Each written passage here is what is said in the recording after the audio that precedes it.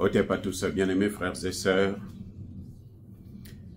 Pourquoi le président Tshisekedi a choisi de travailler avec les Américains, pas avec les Russes?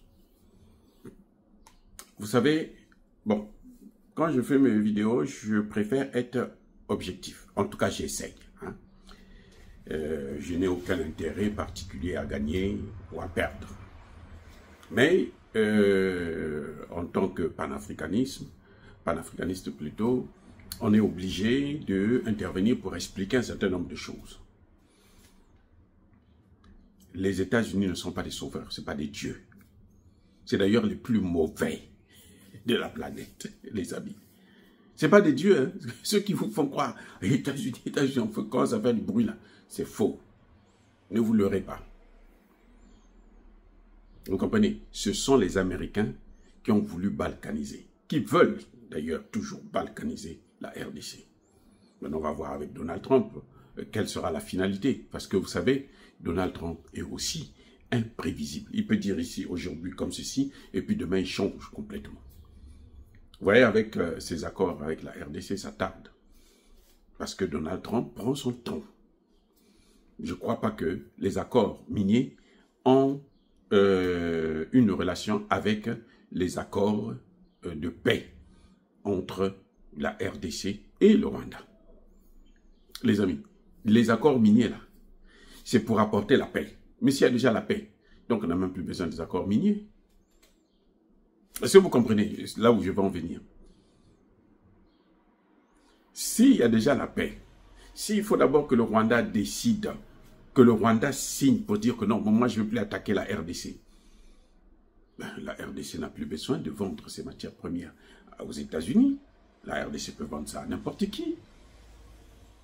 Vous ne pensez pas? Puisque les accords, là, c'est les minerais contre la paix. Vous m'apportez les minerais, moi, je vous moi, je vous offre la paix. C'est-à-dire que si vous êtes attaqué, moi, je déploie mes hommes pour venir vous défendre ou pour détruire votre adversaire. Mais si l'adversaire n'existe plus, parce qu'il y a un accord de paix, parce qu'il n'y a plus rien, c'est stable, donc on n'a plus besoin des accords miniers. Ça, c'est ma façon de penser. Je ne peux pas, je suis américain. Hein? Je veux que l'Amérique puisse être la première puissance mondiale, militaire, économique et autres. Parce que je suis américain, je vis aux États-Unis. Puisque mon propre pays à moi, le Congo-Brazzaville, ne peut pas m'utiliser. Ils sont trop bons là-bas qu'ils détruisent tout. C'est-à-dire qu'ils souffrent, ils sont de la misère. Oui. Alors qu'il y a des cadres, des gens sérieux, on est nombreux à l'étranger qui pouvons venir arranger, relever les défis. Mais le gouvernement a choisi de prendre les plus médiocres parmi nous pour travailler avec eux. Et on voit le résultat. Ce n'est même pas une critique, ce sont des faits que nous voyons. Et les faits là, vous ne pouvez pas les cacher. C'est pas possible. Tout le monde voit ça. Bref. Je veux bien que l'Amérique soit, mais je ne veux pas tomber dans le fanatisme. Les amis. Ce que Tshisekedi a proposé à l'Amérique, c'est les mines, les minerais contre la paix. Mais si pour qu'on puisse signer l'accord sur les minerais, il faut d'abord qu'il y ait la paix, alors les minerais n'ont plus, l'accord de Tshisekedi n'a plus sa raison d'être. C'est ce qui fait dire à certains, hein, les plus, comment dirais-je, pessimistes parmi nous, que c'est une façon de partager la RDC. On veut diviser la RDC. On veut inclure le Rwanda dans les accords de minerais entre les États-Unis et la RDC. C'est normal que les gens puissent penser comme ça. C'est tout à fait normal. Maintenant, on va voir la finalité, qu'est-ce qu'ils vont dire.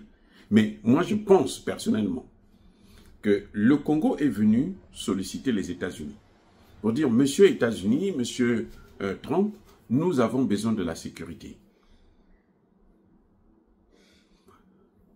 Si vous êtes une grande puissance, vous pouvez nous apporter la sécurité. comme ça en plus peut tuer nos enfants, puisque là on en a déjà tué plus de 18 millions, alors vous nous apportez ça, nous vous donnons nos minerais. Les États-Unis disent non, avant de signer les accords de minerais, là, nous on va d'abord créer la paix. Il faut que vous signiez un accord de paix. Si vous signez un accord de paix, il y a maintenant la paix. À quoi ça sert d'avoir un contrat sur les minerais? Oui, à quoi ça sert? À quoi ça sert? Dites-moi, à quoi ça sert? À rien du tout. Voyez? Donc, quelque part, il y a quelque chose qui ne va pas. Il faut qu'on regarde ça de près pour bien voir ce qui se passe. Hein? Je ne suis pas pessimiste, je ne suis pas optimiste aveugle ou aveuglé, mais je dis tout simplement, nous devons regarder les choses de près pour mieux comprendre un peu ce qui est en train de se passer. Parce qu'on risque de se faire rouler encore dans la farine comme ils l'ont toujours fait. Parce que n'oubliez pas, et je le dis encore une fois de plus, que c'est l'Amérique qui a décidé de balkaniser le Congo pour mieux contrôler le Congo. Et je ne suis pas sûr que Trump seul peut décider de mettre fin à cette option. Parce qu'après Trump, qui est là pour 4 ans seulement, après lui, là, celui qui viendra, il peut tout enlever pour refaire. D'où mon conseil, encore une fois de plus, à M. Tshisekedi de prendre ses responsabilités. Pas d'aller prier. Non, on n'a pas besoin. S'il veut prier là, il n'a qu'à aller au Vatican. Voilà. Nous, on lui demande de gérer le Congo. Ce n'est pas de gérer l'église. Le Congo, ce n'est pas une église. Au Congo, vous avez des chrétiens, vous avez des musulmans, vous avez des bouddhistes, vous avez des maïkari et autres. Vous avez tout. Donc, lui, s'il vient en tant que chrétien, il veut faire pratiquer le christianisme, ça ne se passe pas comme ça. C'est un État. Et un État en légère avec les moyens de l'État. Donc, c'est l'armée, c'est l'administration. Ce sont ces deux éléments qui sont capitaux pour l'avenir du Congo. L'armée, l'administration. S'ils ne réforment pas ces deux choses, s'ils continuent à laisser les choses se faire à la légère, quand il a un ministre qui veut faire quelque chose, lui-même il le stoppe. Non, non, non, non, non. Il ne faut pas arrêter les Koulouna. Il faut maintenant les laisser tranquilles. Ils n'ont qu'à continuer à faire ce qu'ils veulent. Il ne faut pas les punir. Ils ne méritent pas la peine de mort. Les traîtres là, il faut les garder.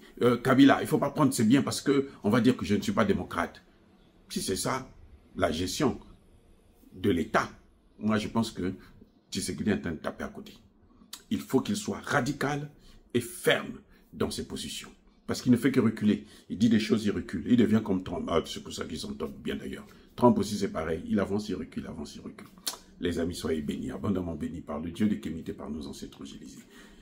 Mais que tous ceux qui persécutent le continent africain, le pillent, le déstabilisent, qu'ils soient noirs, blancs, juifs, arabes, indiens ou qui qu'ils soient punis, maudits, foudroyés, neutralisés, écrasés, effacés par le Dieu de Kémité, par nos ancêtres angélisés. Vive l'Afrique éternelle, j'ai dit et j'assume.